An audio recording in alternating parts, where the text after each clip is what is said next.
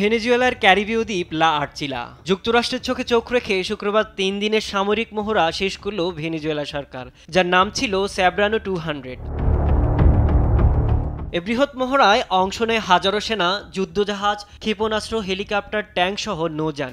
রাশিয়ার তৈরি সুখোই 30 যুদ্ধবিমানের দাপট, সৈকতে ছিল অ্যাম্ফিবিয়াস ট্যাঙ্ক। এ অবস্থায় শুক্রবার ক্যারিবীয় সাগরে আবারও ভেনেজুয়েলার নৌযানে হামলার দাবি করছে যুক্তরাষ্ট্র, যেখানে ঘটেছে হতাহত।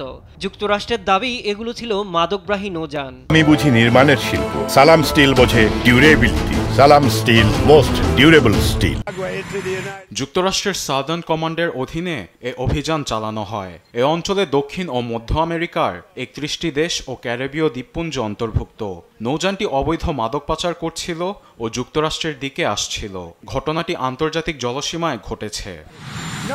মার্কিন F-35 যুদ্ধবিমান ও যুদ্ধজাহাজ মোতায়েনে উত্তেজনা কমছে না এই অঞ্চলটিতে। ভেনেজুয়েলা সরকারকে বাগে আনতে এবার ভিন্ন পথে হাঁটছেন ট্রাম্প প্রশাসন চাইছে 3 লাখেরও বেশি ভেনেজুয়েলার অভিবাসী বিশেষ সুরক্ষা বাতিল করতে। আদালতের রায়ে ঝুলে আছে বিশাল অভিবাসী জনগোষ্ঠীর ভাগ্য।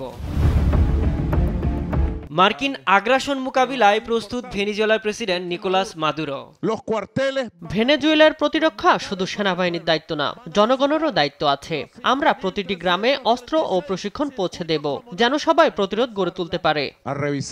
মাদক কাণ্ডে ভেনেজুয়েলার সঙ্গে সম্প্রতি সম্পর্ক চরমে পৌঁছেছে যুক্তরাষ্ট্র ভেনেজুয়েলার। তবে মাদুরোর দাবি, তার দেশে পুতুল সরকার বসাতেই গভীর ষড়যন্ত্রে নেমেছে ডোনাল্ড ট্রাম্প।